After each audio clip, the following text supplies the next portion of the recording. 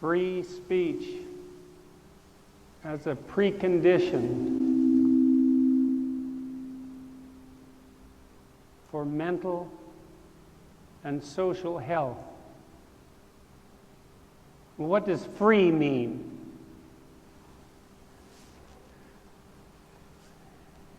Freud discovered that if you brought people who were suffering into a clinical setting and you let them and you prepared a space for them where they could say anything they felt like saying, that a psychological transformation would occur, that their thought would wander of its own accord, in some sense, precisely to those areas that were most deeply disturbing and unsettling to them. And that as a consequence of that wandering, they would attain a certain clarity and psychological stability that was not evident before that. Now, Freud has become quite the whipping boy in recent years, and I think that's the fate of geniuses whose revelations are so profound that 100 years we take them for granted as second nature and only see the errors that are left behind. Carl Rogers, who was arguably, he was one of the greatest clinical psychologists of the last half of the 20th century, said something that was an elaboration of the Freudian notion in some sense. Of course, and Rogers had been informed by what Freud had discovered and what other people had developed in the line of clinical treatment, psychiatric treatment. Rogers, who was raised as a Protestant and who wanted to be an evangelist when he was a teenager and went to university, but partly because of the scientific training that he had also obtained from his father, who had applied scientific management techniques to his farm, fell prey to the conflict between scientific and religious thinking and became agnostic, or at least atheistic, but maintained his central faith in the redeeming quality of the untrammeled word. He believed and put forth as an element of psychological doctrine that the primary goal of the therapist who was attempting to foster the mental health and, let's say, the cessation of the suffering, unnecessary suffering of his clients, was required, above all, to listen. Now, listening, that's a hard thing. And why? Because sometimes you hear things you don't want to hear. And you can't make light of that. And you can't say, well, you should just put up with it, because we don't know exactly how to put up with it, because sometimes you really hear things that you don't want to hear, and you're hurt because of it, and that hurt can be deep. And so it's hard to listen. And so Rogers said, you think you listen, but you don't. Here's a little experiment, he said. The next time that you're engaged in a dispute with someone, and so let's say this is someone in your family, and you're having a hard time reaching an accord, and so you're suffering the conflict that lack of peace necessarily produces, and they see things differently than you do, and they're trying to make a case for their perspective,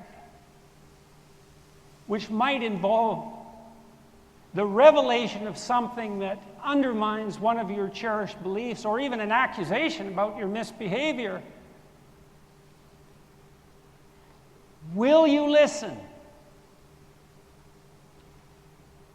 Well, why wouldn't you?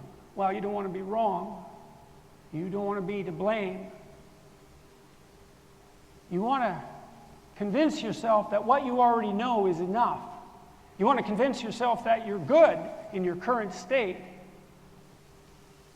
And you certainly don't want to allow yourself to be deeply disturbed by the revelation of an unpleasant truth that you cannot deny. And so you're motivated not to listen. And how might you not listen? Well, you can indicate your anger, you can indicate your displeasure, you can do that without using words, you can glare, you can roll your eyes. That's a good way to get divorced, by the way. I'm dead serious. The best predictor of divorce, if you're a couples counselor, is eye rolling. And that's disgust. And once the relationship is degenerated because of lack of communication, perhaps, malevolence, perhaps, ignorance, and there's nothing left but disgust, there's nothing left of the relationship.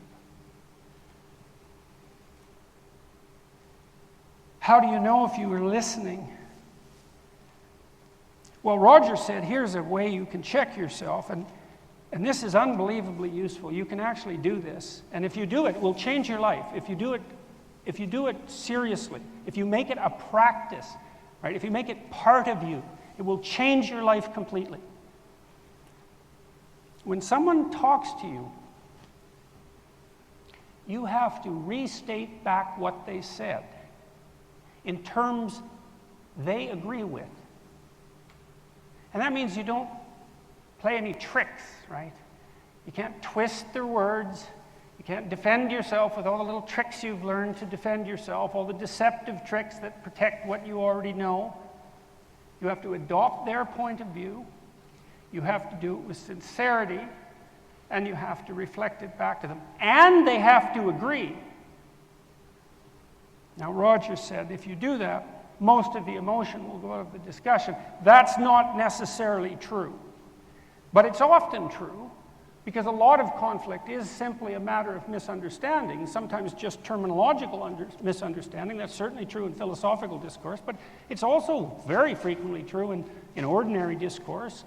And so you can at least be sure that if you can restate back to the person what they said, they know you were listening. Well, what does that mean, that they know that you were listening? It means that you acted out the proposition that they had something worth attending to, right? Well, what's attention? Well, that's what everybody fights for. That's value itself. That's what advertisers pay millions of dollars for, attention. And so if you're attending to someone, well, there's no higher compliment that you can possibly pay to them. And so if you want to indicate to someone with whom you have a conflict that you value them,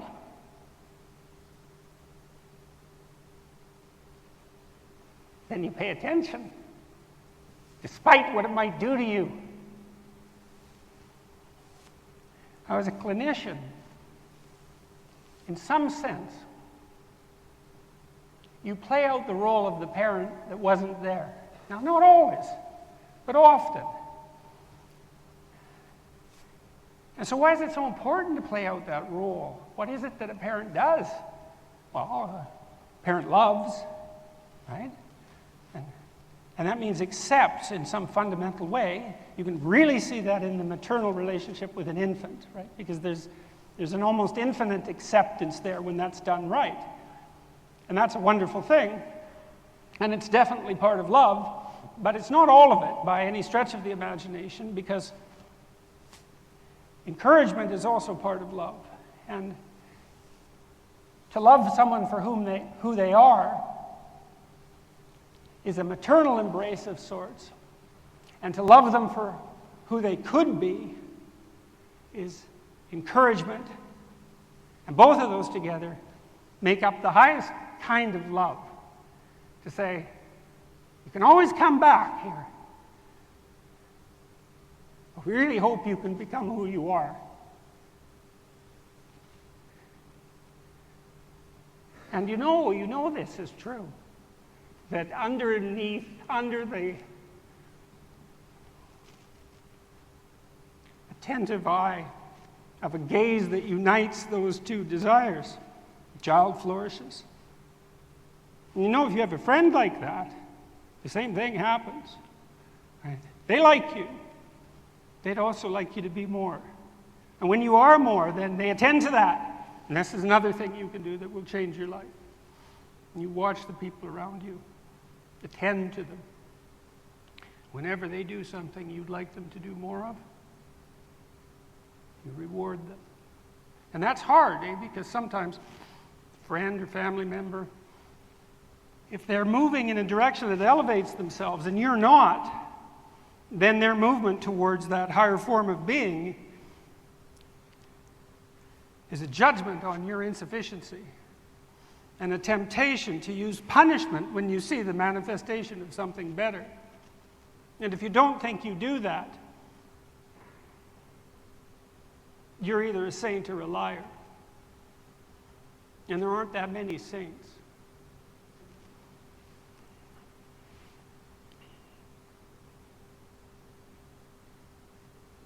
Free.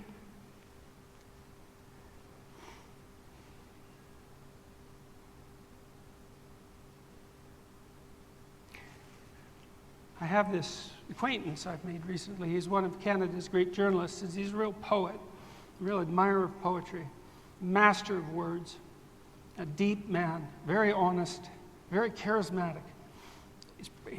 He's certainly Canada's greatest journalist. He said something to me when we met last. He said, all art aspires to the condition of music. I thought that was so great. I think all speech aspires to the condition of music, and speech has a musical element.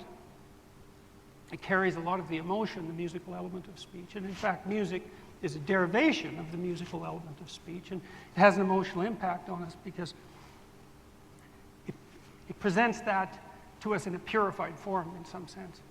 Imagine a neophyte pianist sitting at the piano attempting to master a difficult musical phrase.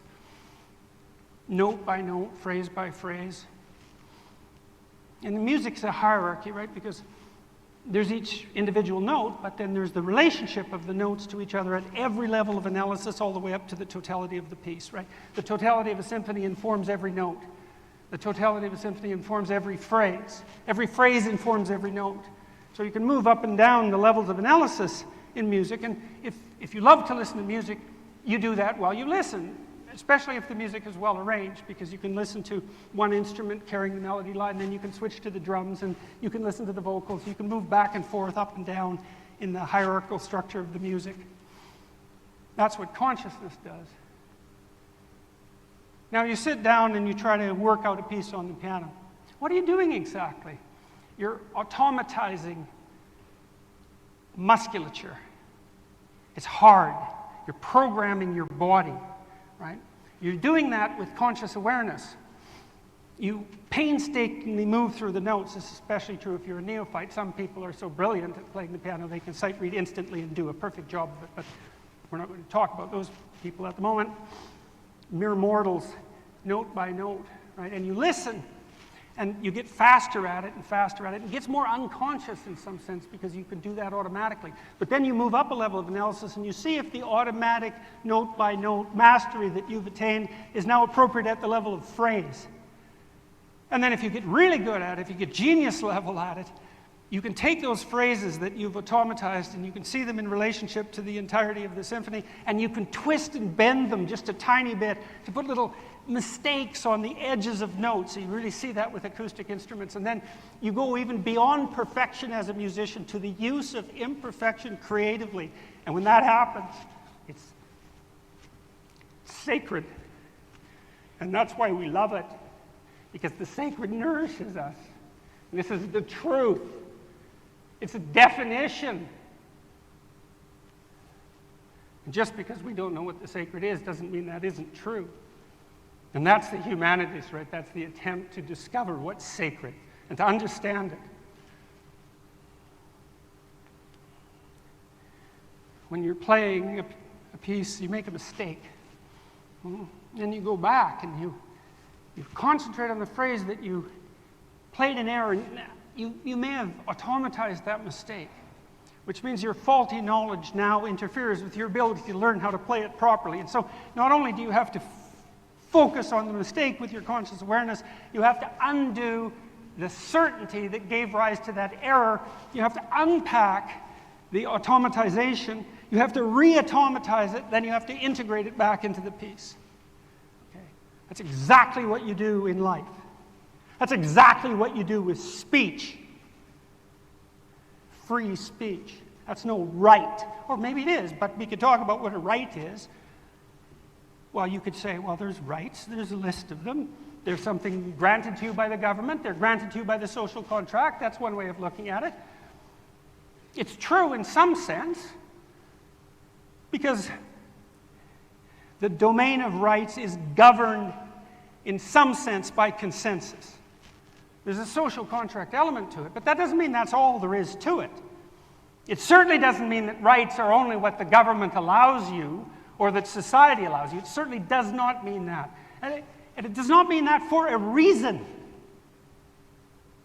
It's a reason that's outside of propositional argument.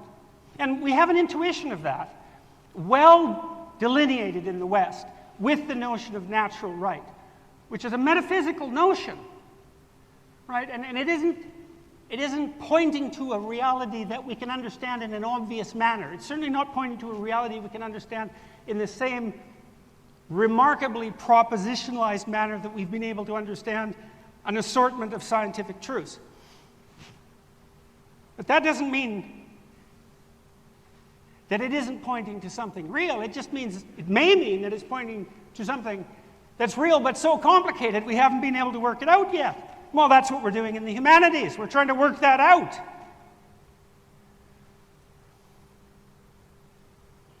Free speech. My son comes to me and has a problem.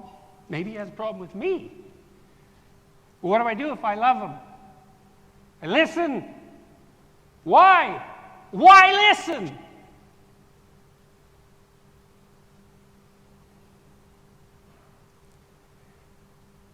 Well, he isn't going to know what to think if I don't listen. Neither am I. Free speech. What's speech exactly? What is speech? What is that? How about this? It's the most social form of thought. Now, there's other social forms of thought. Artists produce images, and they can be great. They can be unbelievably profound. They can produce images that are so complex that it takes thousands of years to understand what they represent. But they're not delineated and propositionalized the same way that speech is. And they're more difficult to put into practice images. It's like trying to interpret a dream. It's like the dream can be unbelievably wise. The dreams of our civilizations are unbelievably wise. That doesn't mean we can delineate them and propositionalize them. They're beyond us in some real sense. So image can be a form of social thought, but it's not. It has advantages and disadvantages that speech doesn't have. Speech. A lot of the time when we're thinking, we think in words.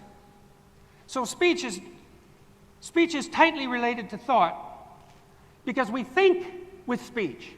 And that's quite interesting because we didn't invent those words, right? They're not our own creations. And that's something to think about with regards to words. They're not our own creations. And we don't know how they come about. And just because you want someone to say some words, that doesn't necessarily mean that they should.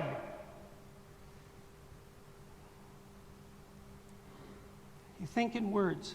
And words, they're part of the social consensus, and they emerge and they manifest themselves and they work in ways that we don't understand. And that consensus is established by mechanisms that we don't understand. Sometimes a word will just catch on, right? It pops out of nowhere and then it's everywhere and everyone's using it.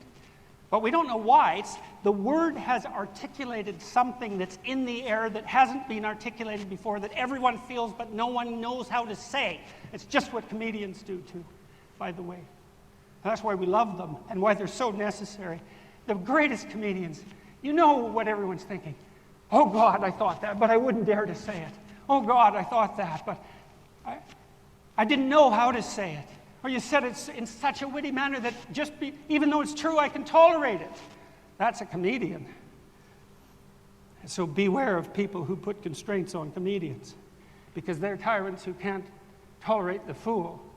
And that's how you know they're tyrants. Speech. We can think in images, but mostly we think in language. Okay, so is there a difference between speech and thought? How about no? Here's something else. How about most people think by talking?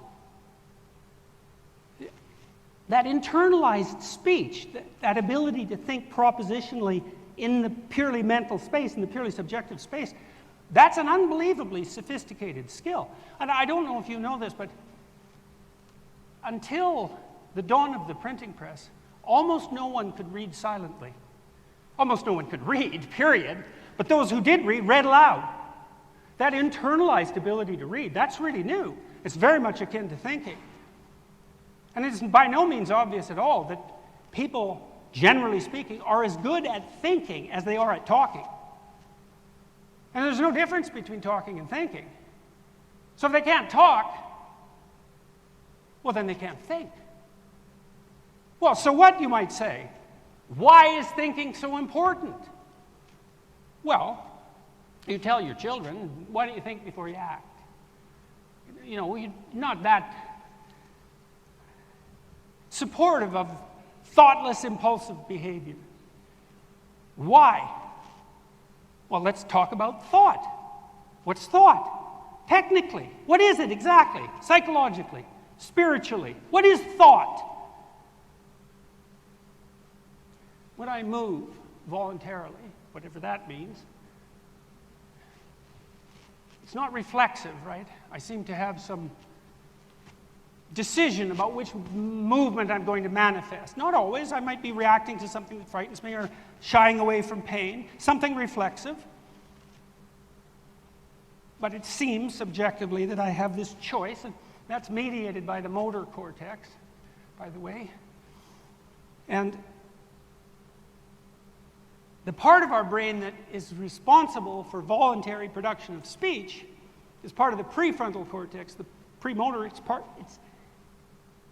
out of the motor cortex. In the course of evolution, grew the premotor cortex. Imagine moving before you move. Well, then you'd be using the premotor cortex. You can imagine moving, and then you move. Okay, well, this happens all the time. So maybe you're a guy and you're in a nightclub, and you want to go ask a girl if she would like a drink or would like to dance with you, though she probably wouldn't. And that's your problem, that's for sure. And so you play that out in your imagination, maybe play it out 3 or 4 different ways. And why do you do that? Well, because you want to rehearse the pattern of action that you're going to implement before you go over there and implement it in action and get rejected. You're trying to imagine some sequences of action and speech that are sufficiently worth implementing that you won't get rejected. And you can do that in imagination. You can just picture yourself moving, and then you can act out one of those pictures. With speech, you can represent the pictures that you use to imagine the movement. That's what speech is. It's a further abstraction of hypothetical movement. That's more than that, because it's also a further abstraction of hypothetical perception. You know, because you can say to someone, well, you could see it this way. And you actually mean that, because you can switch the ways that you look at the world so that what you see changes in a profound sense. What you value determines what you see, not completely. It certainly shapes it. First is the action, then there's the representation of the action in imagination. That's a dream. You know, when you're dreaming, there's a part of your brain that shuts off, so you're paralyzed. And if you remove that in animals, then the animals just run around when they're dreaming, and that's not a good idea because they're asleep and then they crash into things, and well, that's not so good for them. But at night, you can imagine what could be, in a multitude of different ways, without acting it out. Well, why is that useful? So you won't die. That's why. One of the world's greatest philosophers, and I always forget his name, I think it's Alfred North Whitehead, said, "We think so that our thoughts can die instead of us." And that's exactly right. It's exactly right. Speaking biologically. So animals have a certain capacity to voluntarily alter their patterns of movement. And if they get it wrong, well, it can be fatal. A cat runs out into the street. That's the end of that.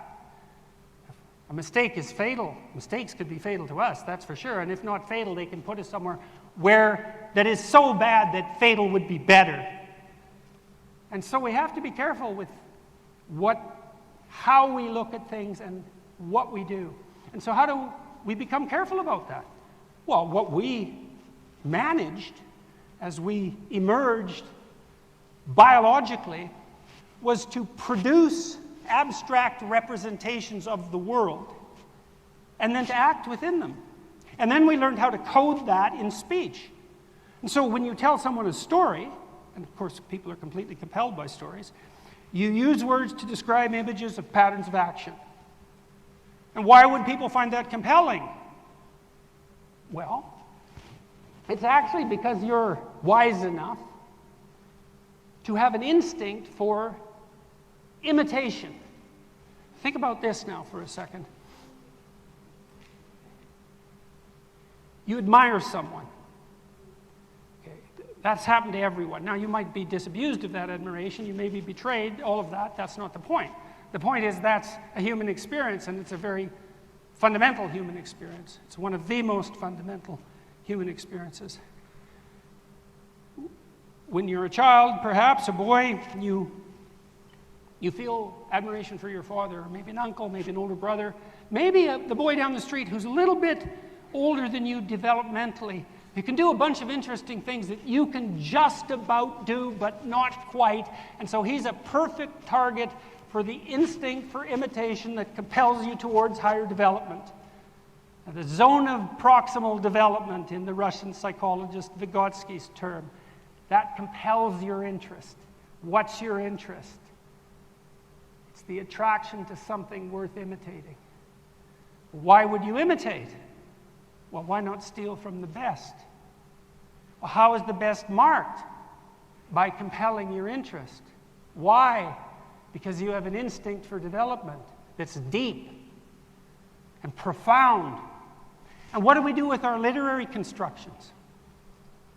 We weave stories to represent those patterns that are most worth imitating.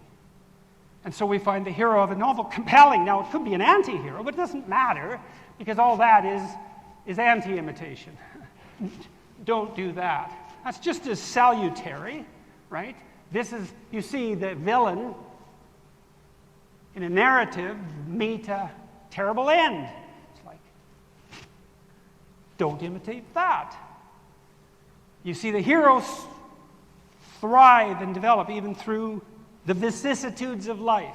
It's a definition of a hero.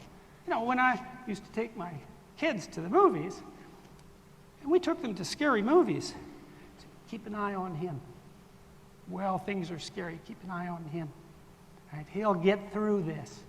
And the thing about that that's so remarkable, and this is what's so compelling to children, adults as well, because obviously we will pay to go see movies, which is very strange if you think about it. It's very strange. The more you think about that, the stranger it gets. What's better? To be shielded from the horrors of the world, or to watch someone walk through them? Well, good luck getting rid of the horrors of the world. You protect your children from that, you're the horror of the world. That's the Freudian Oedipal nightmare.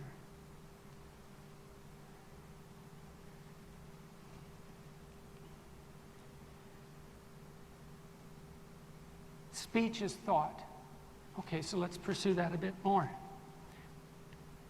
Well, how smart are you? I don't know how smart you are. Maybe you're the smartest person in the room. But you can be bloody well sure that there's a bunch of people in here who know a bunch of things that you could use. Use, let's say. Is your life everything it could be? Or are you suffering a little more than you think might be absolutely necessary? And is it possible that some of that suffering is due to your ignorance and perhaps even to your malevolence? And if that's the case, isn't it possible that someone who knows something you don't might have something to tell you that would ameliorate the suffering? And isn't it obvious that more brains have more thoughts? And isn't it something that we have access to what other people think? Not only now, but in the past as well. So that all of a sudden the social capacity of speech enables us to think communally. Well, why wouldn't we do that? Well, we do. We're absolutely compelled to do that. We want to know what other people are thinking. We want to know what other people are valuing. Why? Well, if they value it, it might be valuable. You know, our eyes have evolved so that the whites make the iris and pupil particularly obvious. And what that means is that all the people who came before us who had eyes that were difficult to see either didn't find a mate or were killed. Why do you want to know where someone's pointing their eyes? Because we're very visual creatures, and the center of our vision is extremely expensive in attentive terms.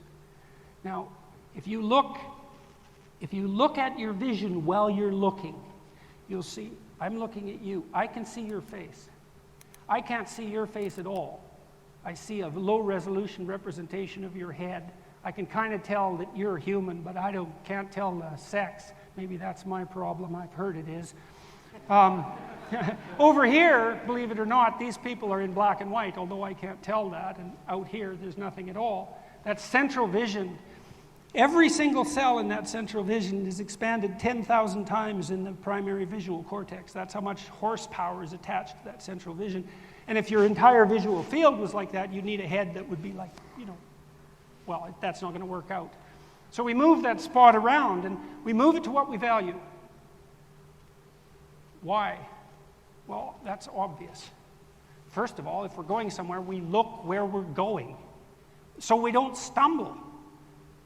And we're going somewhere better, because why would we be going there? Well, unless we're completely confused and want to go somewhere worse, and sometimes that happens, but you get the picture, right? I mean, we specify with our vision those things we value.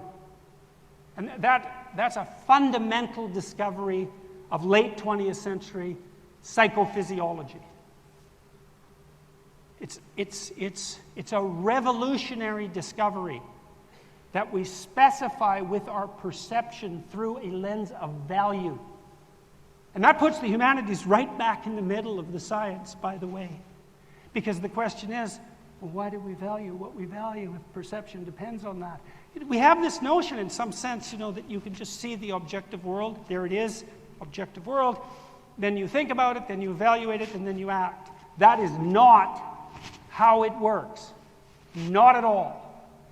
And that fact is part of the reason why we don't have ambulatory robots, why we don't have dishwashing robots. The problem of perception is far more complex than anybody ever realized. And part of the way that's solved is by mapping perception directly onto action, neurophysiologically. And part of that mapping is value. That's worth doing. Right? That's a value judgment.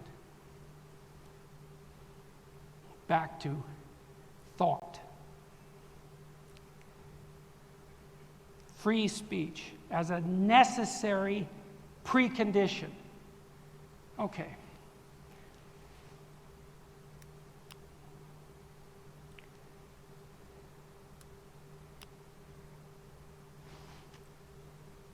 You can think of rights as a list, and you can think of them as arbitrary, and you can think of them as something granted by the government or as part of the social contract.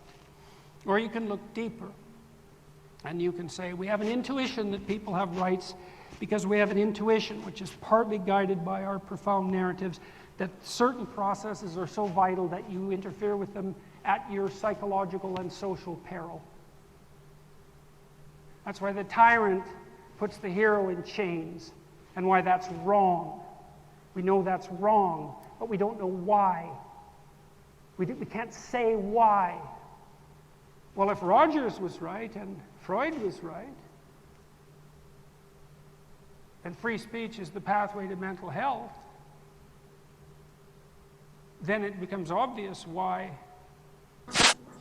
it's a right, unless you want everybody to be sick. And if we develop consensus around how we should see things and how we should act by exchanging our views freely, then the consensus is dependent on the process of free speech in exactly the same way that mental health is dependent on it. And then those things are nested inside of one another because, I mean, we could say, and this seems reasonable, that the optimal polity is one that simultaneously consists of people who are the least amount of mentally unhealthy that we can manage. Unless we're in favor of unnecessary suffering and misery. Free speech isn't a right among other rights. That's not the right way to look at it. It's the process by which we stop everything from degenerating into hell. Welcome to the show. It's also your highest ethical obligation. And part of that is that listening that I was discussing, because that provides the forum for this process to occur. In many ways, that's what a university is. A seminar, a great seminar, everyone listens to each other, right? And as a consequence of that and the free exchange of ideas, they're all transformed. They become more articulate. Well, I'm articulated. I have all these joints. I can move them. And to be articulate is a reflection of precisely that. It means that I can embody ideas that are much more suited to my physical nature, that make me much more dynamic and much more adapted to the uncertainties of the future and capable of contending with them, which is something obviously we all need because the future truly is uncertain. And that's always set against the totalitarian proclivity to be right about what you already know. And that runs across political lines. It's deeper than that. You know, our perceptions and our actions are constrained by our automatized memories and practices. So we're prisoners of our own expertise, always. And that's great because it makes us fast and efficient, but it's not good because the past isn't the present or the future. The past is always dead in some sense, right? And the conservatives say, well, beware of meddling with traditions, especially if you don't understand them, and fair enough. And don't be thinking you can see the world without traditions, because you can't. And I mean that literally. You look at the world through a prism of value that has been established by the consensus of humankind since the dawn of time. It's part of you. You're a historical creature. There's no escaping it. And so you say, well, tradition, no. It's like all you do is destabilize yourself. And you might think, well, that's okay. It's not okay. It's unbelievably stressful physiologically. It's terrifying, it's painful, it's devastating for the people around you, and it's destabilizing for society. In no manner is that okay unless that's what you want. And if that's what you want, well, heaven help you, and the rest of us for that matter.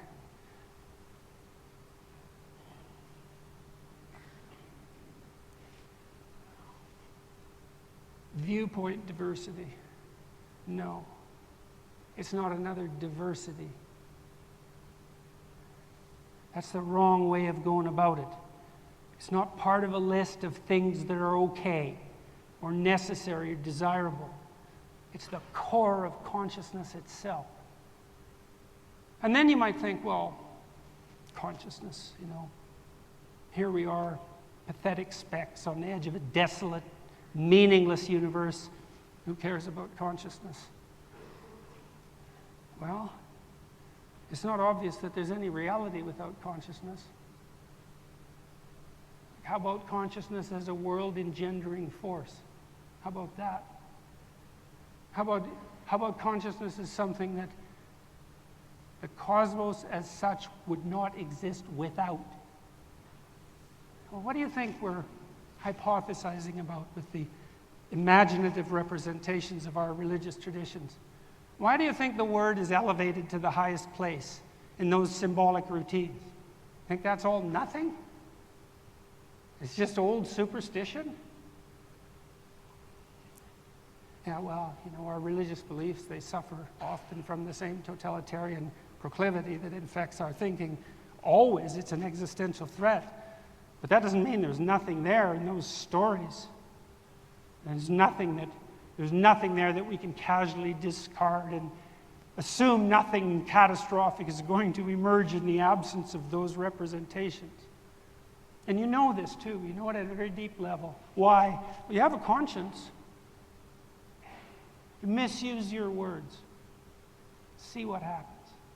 See what happens. Test it out. Practice to deceive. Well, what happens if you practice? You become what you practice. And I don't mean that metaphysically, although I also mean it metaphysically. I mean that's how you're built. You become what you practice. Practice to deceive. Well, how is that going to work? To be out of concordance with reality. You think of the totalitarian impulse underneath that temptation to deceive. You are so canny that you can bend the fabric of reality to your desire and get away with it. One thing I learned as a clinician, I never saw anyone ever get away with anything. Ever. Well, so what do you do as a clinician? Well, you let people talk. You listen to them. If you're a wise clinician, because what do you know about what's wrong with them or what they should do or who they should be? You don't want to take the presumption of assuming you have answers to that question on board. You don't want to do that with your children. You don't want to do that with your wife. You don't even want to do that with yourself. Because what the hell do you know? And so you listen. You listen. And people unfold themselves, and they go just like the pianist who goes back and practices where the errors are and gets it right. That's what happens in therapy. It's like you go back and you find the mistakes, and you think, well, can that be untangled? That seemed to lead to this. That seemed to lead to this. This mistake caused this. This catastrophe is over here. Is it possible to weave that all together now, to straighten all that out, to clean it up, right? And not to bear the terrible suffering that those errors have caused, to leave that behind, right? Everyone's fervent hope, right? Wouldn't it be something if we could be free from the shackles of our pasts, right? Well, it's honesty that does that, but it's a rough route, man. It's through the desert, well before the promised land, even if you're escaping from a tyranny.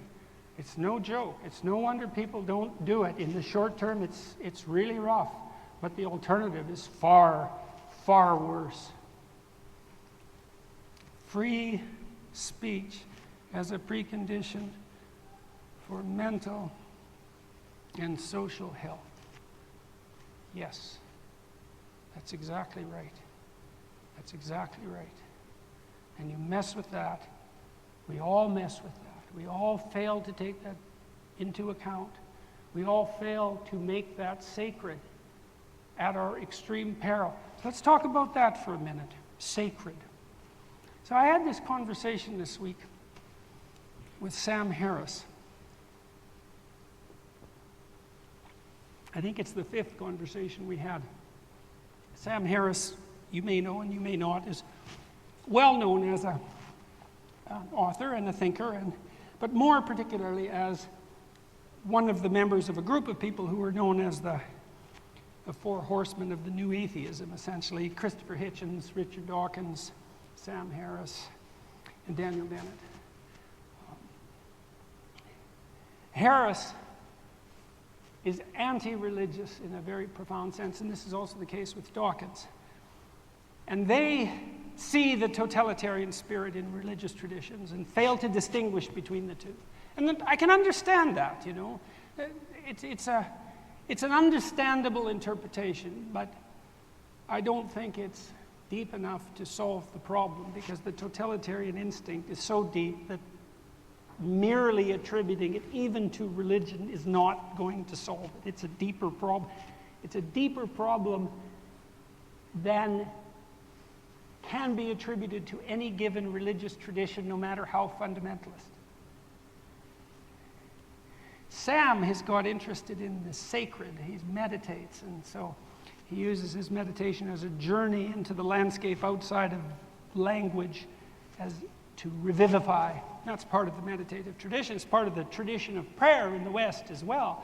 This notion that there is something outside the barren landscape of linguistic certainty upon which our revivification depends.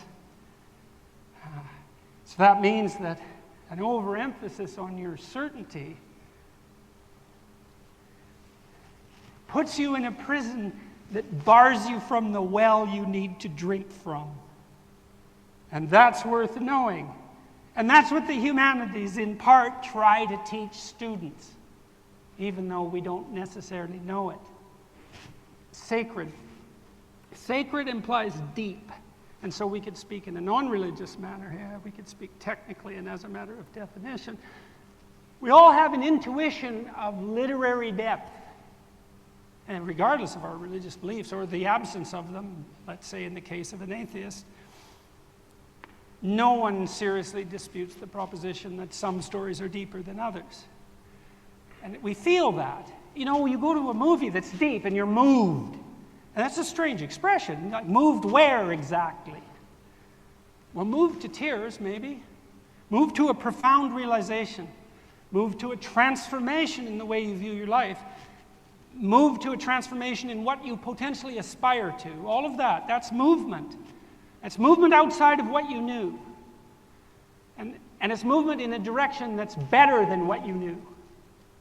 And wouldn't it all be lovely if we could continue to move in a direction that was always better than what we knew? Is there anything that could possibly be more fervently hoped for than that? So you listen, because maybe someone says something that's a pathway to that. Depth. The deeper, the more sacred. How's that for a definition? What does deep mean? You have an argument with your wife about the dishes, and you both get upset, but it's just about the dishes, so it's shallow. You find out she had an affair. That's deep. Why? Because not much depends on who did the dishes, but your entire view of your future depends on the stability of your relationship with your wife and the promise that you both made to each other. And not only that, your interpretation of who you are might depend on that. And worse than that, your interpretation of what happened in the past, which is already hypothetically fixed, depends on that. Because it could be that the revelation of a lie at that depth demolishes your entire past, despite the fact that hypothetically it already happened. The deeper something is, the more other things depend on it. What's deepest? Freedom of speech. Thank you.